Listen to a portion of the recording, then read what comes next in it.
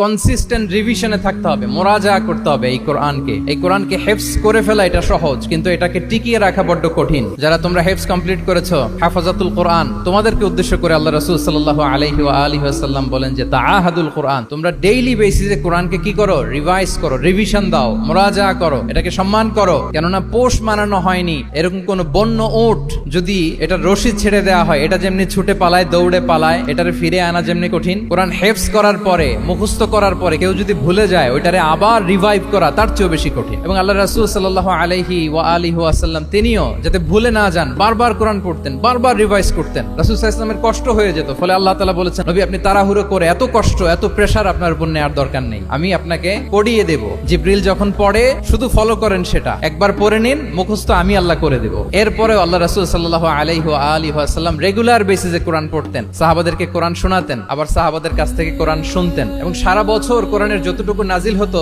রমাদান আল মুবারাকে জিবরিল আলাইহিস সালামের সাথে রিভিশন করতেন। যে বছর তিনি ইন্তেকাল করবেন, ওই বছর দুইবার তিনি গোটা কোরআনকে জিবরিল আলাইহিস সালামের সামনে পেশ করেছেন, শুনিয়েছেন। তাহলে এটাই হচ্ছে সুন্নাহ। তিনি তো পৃথিবীর প্রথম হাফেজ নাকি? উনি রেখেছেন কিভাবে কোরআনকে? প্রিজার্ভ করেছেন কিভাবে? রিভিশনের মাধ্যমে। You have to revise a lot, you have to recite a lot. এটা আমাদের মনে থাকবে তো নাকি? শিক্ষার্থী বন্ধুরা আওয়াজ করো, মেক এ নয়েজ।